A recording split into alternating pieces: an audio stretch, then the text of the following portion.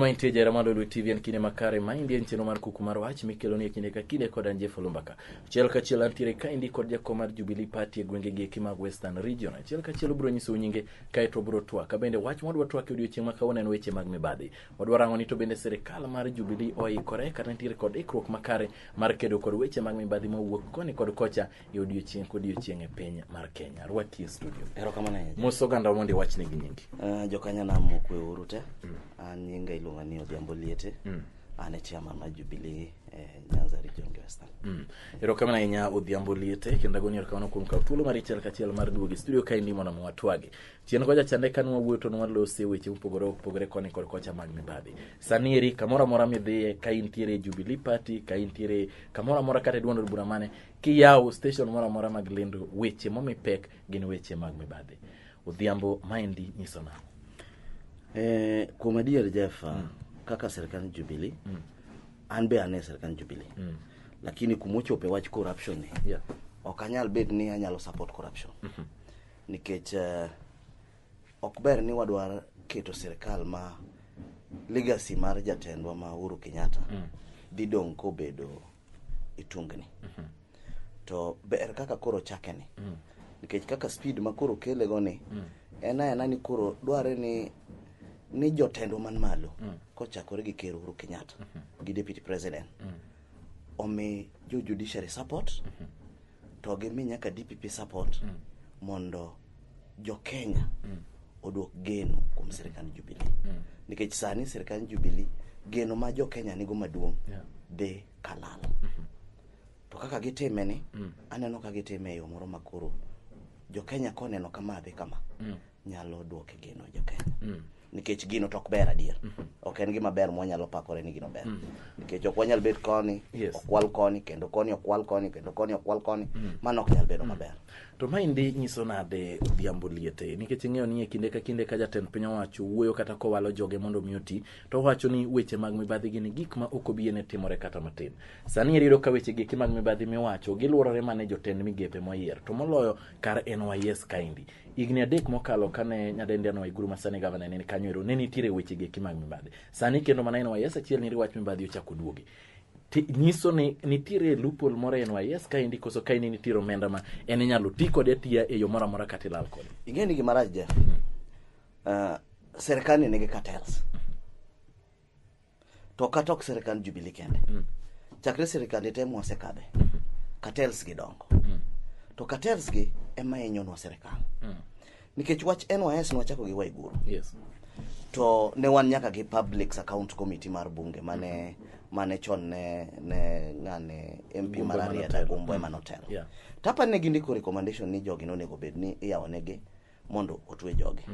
To gimarach ni chopo kumoro Jeff ni koro ni kagini ochopo kuma koro nego koro ng'ato maki kata ng'ato mondo dhi oter mondo ong'ine to gigi notimore nang'o gigo lale diere ka. To gimomiyo gigi lale diere ka nikech nitie joma lwetgi boche iye ka machiemo gi jogi. To made nyalo bedo ni kaka nochake mokwongo cha makori keto nyaka mangiti gere moket gi nyaka tich. Debe ni serikal ni oketo structures maber ni koyudi ni kwelo kata ken right ni niterie court ni deka upli. But onego be ni wan gi lo mawacho ni koyudi ni kwalo gere serikal itieko kodi tere e jela. Mano de koro wadhi chungo corruption masani. Nikech kata kawuono kwa wacho NYS masani makoro wacho mokeni. Yes. Magi mane ntie mbele kucho makoro obira onyuolore. Nikech ma marare. Wakia maradek dhi mako ngawa gi. Iwinjo. To ka okoket gigi ni waketo sheria maber. Kendo bunge chung matek ni wadier ni wan be kaka wabunge wadwa make sure ni corruption mar piny ni dwa dok piny. Then pod wana gi corruption madibiro. Nikech kata kotwe jogi makata in Jeff ibed appointed key. The next day cartels gi bro tiyo makodi tibro yudo gini. To maendi nyiso nade Odhiambo, nyiso ni cartels gi gidongo moingo serikal koso enang koso nyiso wana ni serikal mar Jubilee kedo kod mibadhi otam. Serikal mar Jubilee kedo kod mibadhi otam. Ena ni kaka wakedo gi mibadhi ne chalni watere e yo moro yani yo moko makore ni koro ni gini wadwa tere mocheng ni mondo wayud gini. En ni koro samidwa nyone ahinya to nitie joma ywak. Kinyono mibadhi ahinya to nitie joma ywak. Nitie joma ywak. To koro ing'eni kidwa keto ni serikal adier. Ing'eni kendo gimara Jeff en achiel. Ing'eni serikal be kiketo serikal ok ber ni keto joma psychophone gi. Kaw joma katok psychophone mamari. To ing'eni kendo kelo jomisebet kiringo go kata kiani ng'ane ni ket machiegni kai. Ok ber nikech mago be joma miyowa tabu kende serikal. Kwerogi siemogi bedo matek. Siemogi bedo matek nikech Jeff ino siepna. Tek mondo wang' asiemi ni Jeff katede marach. Iwinjo. Koro mano be mamiyowa gini ok bed mayot ahinya. Nikech we kata serikal Jubilee, kata serikal Kibaki, kata serikal mane Kibaki ne nitie gi jakom. Ni neno kata moro mano be mane youth pesa mar jo youth ka jakom ne nitie office. Nok yot mondo siem ng'ato ni bwana. Ni gini obedo kama. Mokwongo kata margi no koter kata kot. No dhi molal. Kata mar oduma man ndalo cha no dhi molal. Iwinja. Nikech magi jogi moluorogi. Koro bedo matek. To de bedo ni wanyalo wuok kaka serikal Jubilee to jatendwa kaka Uhuru Kenyatta wacho ni koro kumochoponi ibed nyaminwa, ibed owadwa, ibed ng'awa, nyaka wang'i timang'o, nyaka wang'i donje gini. Tibe dala to kikar de dala tiluwo jela to kanye kumwatieki de koro wachopo kuma. To maendi Odhiambo Liete nosetimore kendo neno ka chon chande higni mokalo ker nowuok kendo nosomo nying oganda kana osomo od bura mowacho ni mago jok modwa ni mondo mi otimne ginonro kabisa mondo mi okawnegi okang' mogik mar chik. Nyaka samo wuoyi kodi ni onge ng'ama osemaki. Jodito mosemaki gweko onge. To kata sani emidhi e gweng' tiyudo ni ng'ato ne okwalo kata gwen ng'ato titere piyo piyo tiwinjo ni ng'ane cha to ode e. Ang'o matek? Mako jotelo matek gin gi ingo chik gin above the law ko sango matek. Jeff gimoro ma be onegi kete pachi ming'e maber niya. Judiciary ka be nigi tabu. Judiciary berach. Ok serikal kende. But judiciary ka be nitie tabu. Nikech kara. Nikech Jeff kawuono iyudo ni ng'ato dwa ringe court to kwalo pesa dier. To dwa ringe court idwa miye court injunction ni kik make. Ineno gimotimore kawuono ka president appoint Madhaura Gere. Ji no ringe court makoro gise block joko kinyal dok office. Koro in the another side one day tabu bire judiciary nikech de bedo ni jogi kaka gi timo gini to serikal bochimo miyadi ni jogi nyaka omaki jogi nyaka watere iye. To judiciary be konyo serikal ni ka gidhi e court onge wach ni onge court order migolo ni akani kik maki kata kik be prosecuted de koro wanyalo yudo ni wan gi Kenya muchung. Lakini gimarach ni institutions magwa mar court inyowa nikech iyudo ni jagweno itero matek masoe iwinjo to kawuono jang'ama kwalo million ni billion de minano nyithindwa mantie NYS gi nyimine mok yud kata selling mar sabun inyore mali.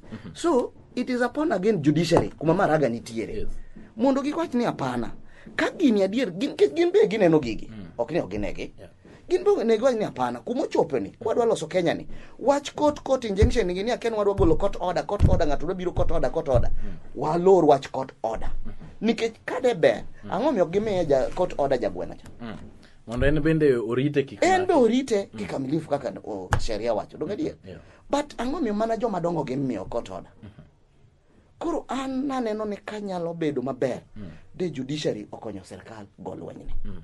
Nikech kata kawuono ka jogi nie iye ibo migi week ibo wachi ni mano right margi mondo migi bond tibro migi bond ko migi bond kanye makuma kesi ni lale ka giwuok oge chagi chocho nikech koro ka gisiwuok oko gibro ringo koni gi koni e corridors gi to gini dhi adhi lal kaka moro mano lal nikech koro de na mara chinga adier kawuono wa iguru doko bedo gavana iwinja de koro sani ene jela to koro marwa ni iwacho ni ng'ama nego ok dhi to ng'ama onge go to dhi koro ngeni bedo matek irange mana ni makosa en mana makosa ne ng'ama onge go nyalo koro mane mara mane ginyalo kodhiambo Liete tingi moro to wuotho ro mana wan an sani kata ko maka ta tibu winjo ko tera kendo mang'wech mali ibro tera nikech an onge ng'ama ng'eya to mong'ego madiyo dial director mago set free erokamano obro kayo matin ka etwa duoga chiel ka chiel thuolo mar ariyo chenro ni mar Kuku mar Wach ka beno wadhi me kod twak e weche mag mibadhi antiere kod jakom mar Jubilee e gwenge gi mag Nyanza Odhiambo Liete.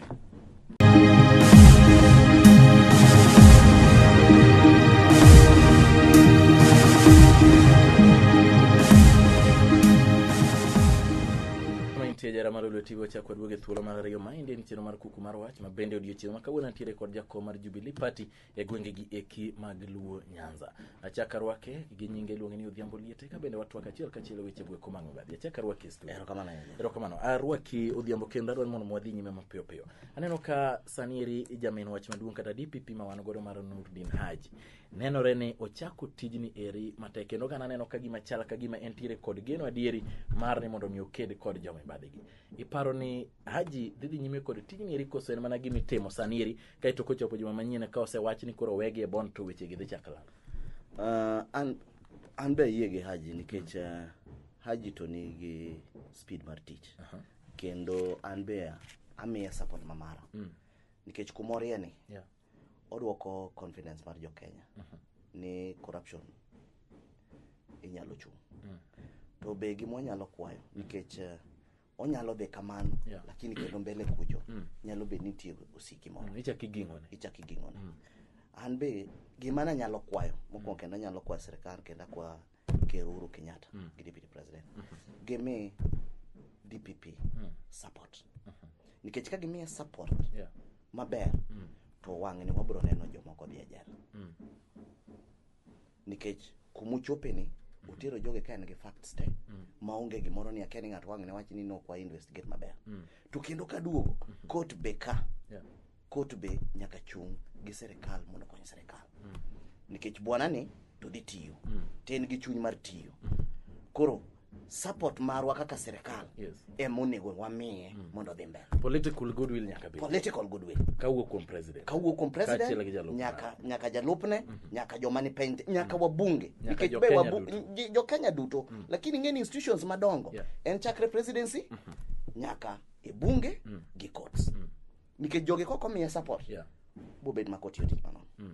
Jogi nyaka sire. Jogi paro ni jogi eki duto dhi sire ma otim tijni ri duto ma wach ni oyo jok ma mibadhi omako koni kod kocha koro maki gine odang'ech. Bende jogi dhi sire. Sane kuma wachope ni government ma Jubilee ni gi goodwill. Nikech kaka Deputy President William Ruto nowacho ka NKC ni wach ni kumochope ni koro okdwa winje. Tadier kaka no wache mo nuo ina kuru Jumapil inena adier no kelji momakji. Which means ni political goodwill nitie.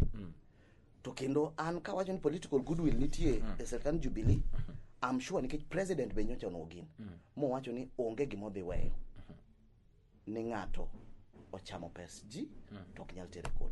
Nikech ma be tam ne mogik. Nyako we gima wabro pare go ka Jo-Kenya ni mato notimore nade nogorego.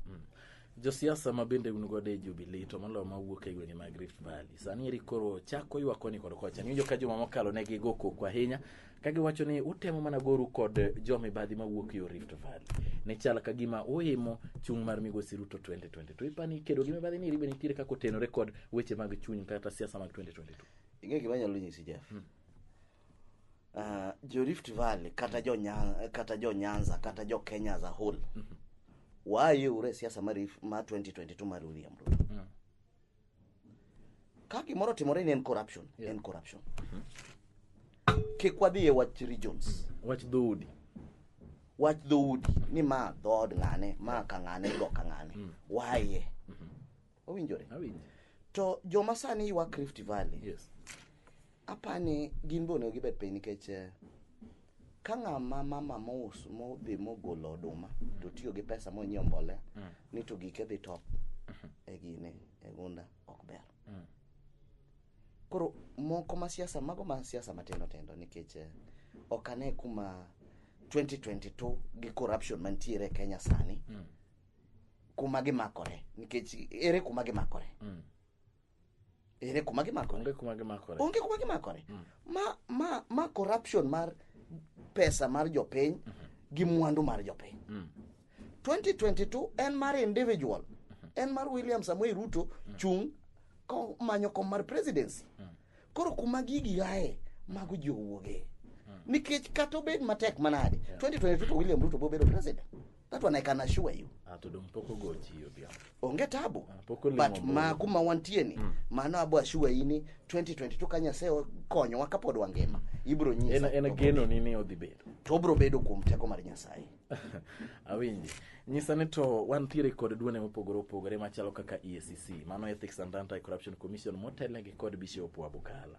Duol nyeri osebedo to tije maduong' ahinya onego beni en bende emo obedo spearhead the fight against corruption.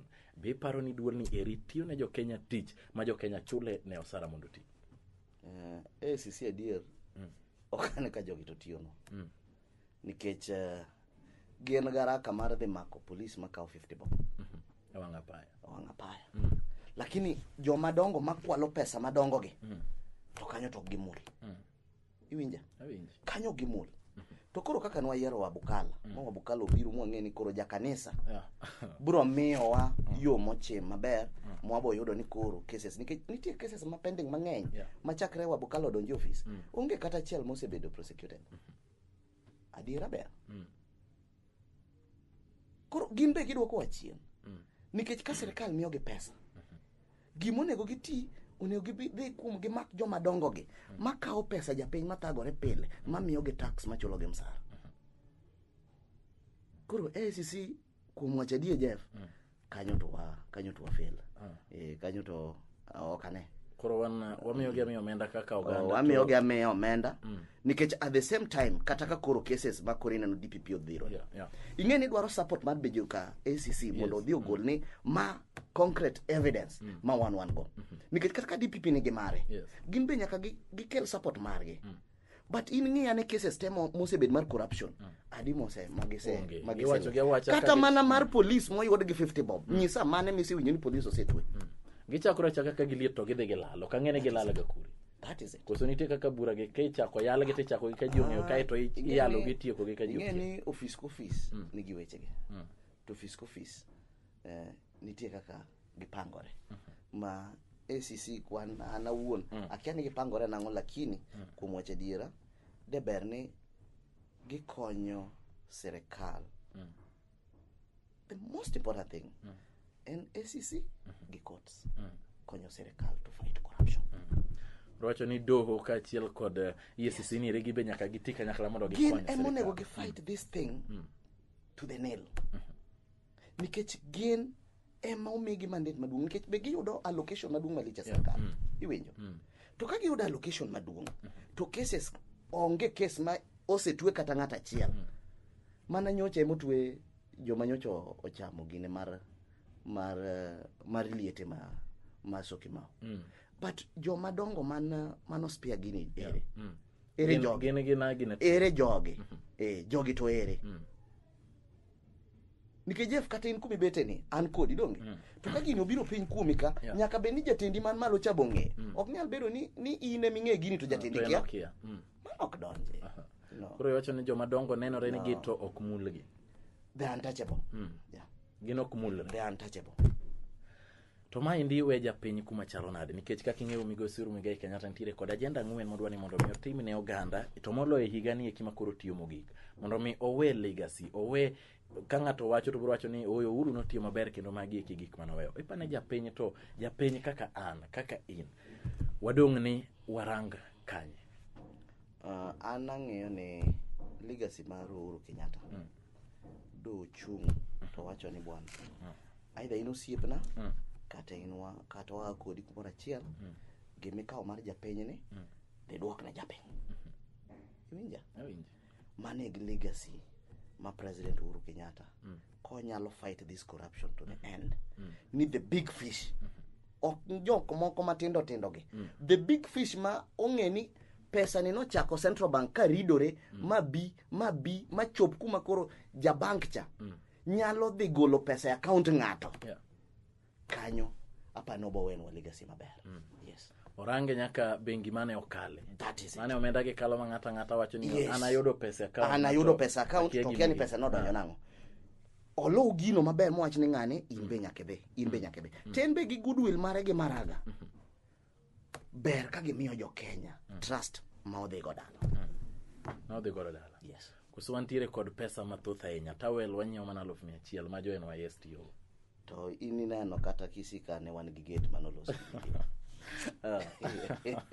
to pod gidok mane telo nochako yierge yes koro yierge wawe Kisii waduoge Nyanza wakai yeah as Luo Nyanza we have a lot idbi ng'e ni Luo Nyanza ka to kore ka wane ma koro was okethore maonge ilose nade dakika achiel kende thuolo ru wan ma Luo Nyanza ni to jakome mane nyaka owuog oko maraching ma ok mar Uhuru Kenyatta ma Luo Nyanza ni ma nindo kuom lwet jakom nikech jakom ema noting'o bede joge ene ma nyako lose nikech ka doko ting'o bede joge joma becho jopiny do yiero lakini nikech ne gidhi ire ma giwacho ni baba abro tiyo ting' lweta ene mokelonwa joge koro ene ma nyako pambana gi joge nyisi ni bwana adwa jo Luo Nyanza oyud services margi koro wacho ni kedo mano dhiye dhode.